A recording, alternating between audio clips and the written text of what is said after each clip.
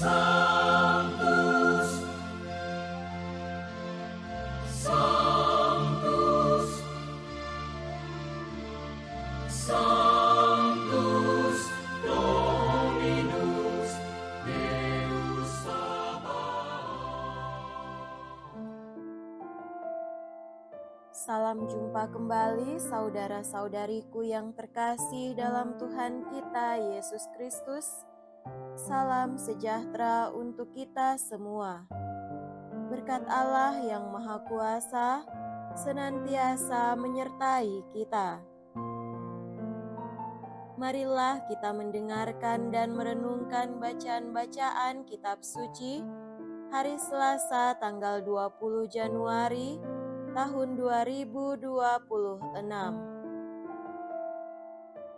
Dalam nama Bapa dan Putra dan Roh Kudus. Amin. Bacaan pertama dari kitab pertama Samuel bab 16 ayat 1 sampai 13. Setelah Raja Saul ditolak, Tuhan bersabda kepada Samuel, "Berapa lama lagi engkau berduka cita karena Saul? Bukankah ia telah kutolak sebagai raja atas Israel? Isilah tabung tandukmu dengan minyak dan pergilah. Aku mengutus engkau kepada Isai, orang Betlehem itu, sebab di antara anak-anaknya telah kupilih seorang raja bagiku." Tetapi Samuel berkata, "Bagaimana mungkin aku pergi? Jika Saul mendengarnya, ia akan membunuh aku." Maka Tuhan bersabda, "Bawalah seekor lembu muda dan katakan, Aku datang untuk mempersembahkan korban kepada Tuhan." Kemudian undanglah Isai ke upacara pengorbanan itu. Lalu aku akan memberitahukan kepadamu apa yang harus kau perbuat. Urapilah bagiku orang yang akan kusebut kepadamu." Samuel berbuat seperti yang disabdakan Tuhan, dan tibalah ia di kota Betlehem. Para tua-tua di kota itu datang mendapatkannya dengan gemetar dan berkata, "Adakah kedatanganmu ini membawa selamat?" Jawab Samuel, "Ya, benar. Aku datang untuk mempersembahkan korban kepada Tuhan. Kuduskanlah dirimu dan datanglah dengan daku ke upacara pengorbanan ini." Kemudian Samuel menguduskan Isai dan anak-anaknya yang laki-laki dan mengundang mereka ke upacara pengorbanan itu. Lalu mereka itu masuk. Ketika melihat Eliab, Samuel berpikir, "Sungguh, di hadapan Tuhan sekarang berdiri yang diurapinya." Tetapi bersabdalah Tuhan kepada Samuel, "Janganlah terpancang pada paras atau perawakan yang tinggi, sebab aku telah menolaknya. Bukan yang dilihat manusia yang dilihat Allah, manusia melihat apa yang di depan mata, tetapi Allah melihat hati." Lalu Isai memanggil Abinadab dan menyuruhnya lewat di depan Samuel. Tetapi Samuel berkata kepada Isai, "Dia ini tidak dipilih Allah." Kemudian Isai menyuruh Syama lewat, tetapi Samuel berkata, "Orang ini pun tidak dipilih Tuhan." Demikianlah Isai menyuruh ketujuh anaknya lewat di depan Samuel, tetapi Samuel berkata kepada Isai, "Semuanya ini tidak dipilih Tuhan." Lalu Samuel berkata kepada Isai, "Inikah semua anakmu?" Jawab Isai, "Masih tinggal yang bungsu, tetapi ia sedang menggembalakan domba." Kata Samuel kepada Isai, "Suruhlah memanggil dia, sebab kita tidak akan duduk makan sebelum ia datang kemari." Kemudian disuruhnyalah menjemput dia. Kulitnya kemerah-merahan, matanya indah, dan parasnya elok. Lalu Tuhan bersabda, "Bangkitlah, urapilah dia, sebab inilah dia."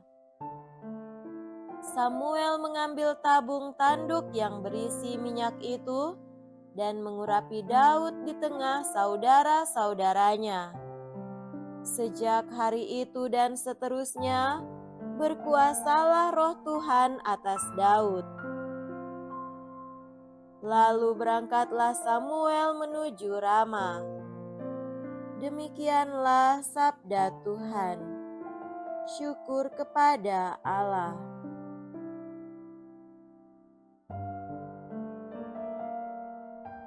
Semoga Tuhan beserta kita, sekarang dan selama-lamanya. Inilah Injil suci menurut Santo Markus. Dimuliakanlah Tuhan. Injil Markus bab 2 ayat 23 sampai 28. Pada suatu hari Sabat, Yesus berjalan di ladang gandum, dan sementara berjalan, murid-muridnya memetik bulir gandum. Maka kata orang-orang Farisi kepada Yesus, "Lihat, mengapa mereka berbuat sesuatu yang tidak diperbolehkan pada hari Sabat?" Jawab Yesus kepada mereka, "Belum pernahkah kamu baca apa yang dilakukan Daud ketika ia dan para pengiringnya kekurangan dan kelaparan? Tidakkah ia masuk ke dalam rumah Allah waktu Abiatar menjabat sebagai imam agung, lalu makan roti sajian yang tidak boleh dimakan kecuali oleh imam-imam, dan memberikannya juga kepada pengikut-pengikutnya?" Lalu kata Yesus kepada mereka, "Hari Sabat diadakan untuk manusia, dan bukan manusia untuk hari Sabat. Jadi, Anak Manusia adalah Tuhan juga atas hari Sabat." Demikianlah sabda Tuhan. Terpujilah Kristus.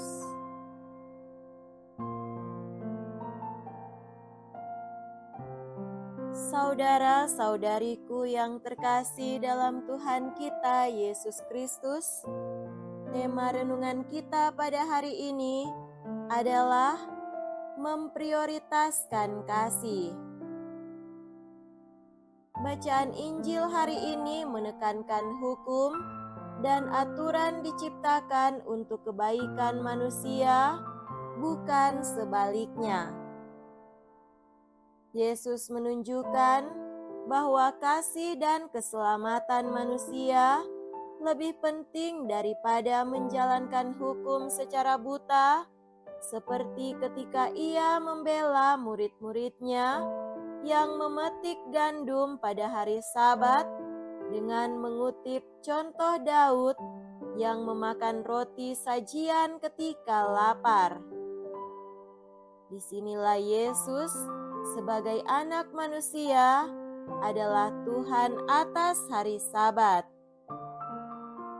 Ini berarti Ia memiliki otoritas untuk menentukan prioritas, dan seharusnya kita semua pengikut Kristus memprioritaskan kasih. Saudara-saudari terkasih, Yesus menegaskan bahwa hari Sabat dibuat untuk manusia, bukan manusia untuk hari Sabat. Ini berarti tujuan utama hukum dan aturan adalah untuk melayani dan mengangkat kehidupan manusia.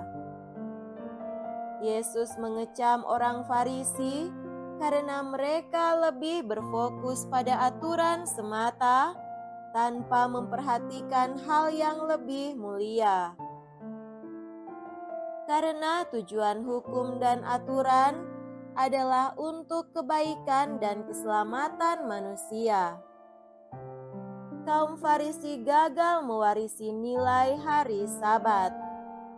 Kegagalan mereka karena telah memahami hari Sabat sebagai peraturan semata, bukan lagi peraturan suci yang membimbing manusia sampai kepada Tuhan dengan mengambil waktu beribadah kepadanya.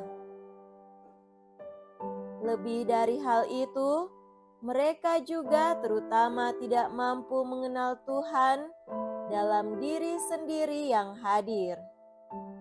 Dia adalah penggenapan seluruh hukum Taurat, termasuk hari Sabat.